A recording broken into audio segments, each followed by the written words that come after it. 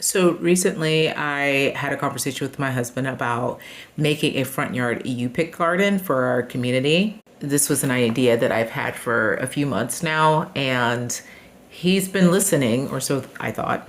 And last night I brought it up to him again about how I wanted to kind of make our walkway a more inviting place, because right now it's just really cold with just gravel in it.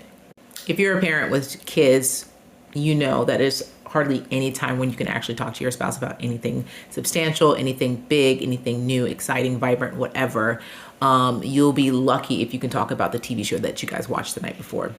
But you try to push for things that you're actually excited about, and sometimes it backfires on you. And in this case, my husband was like not able to really deal with that idea because of all the hidden factors for him.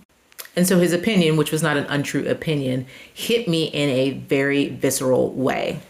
I felt caged. I felt like I had no outlet to explore my creativity in any meaningful, forward-thinking way without there being like a full stop.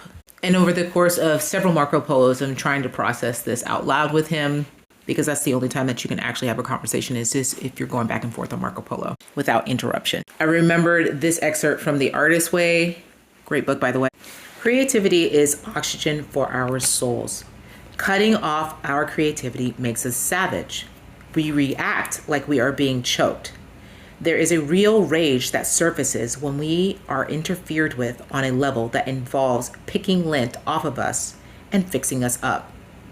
When well-meaning parents and friends push marriage or 9 to 5 or anything on us that doesn't evolve in a way that allows for our art to continue, we will react as if we are fighting for our lives.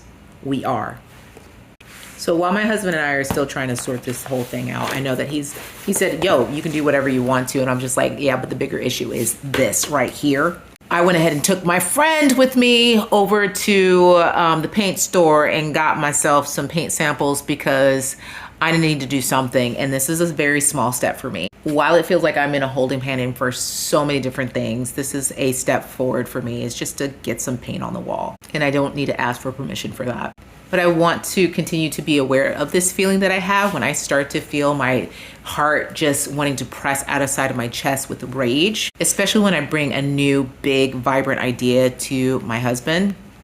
And he has to look at all the logistics of everything to see if it's actually going to work in the timeline that he has for all the other things that we got going on in this house. I just needed to remember that all I have to do is find one small thing in this house that I can take a step forward on, and that small step will be a big deal for me.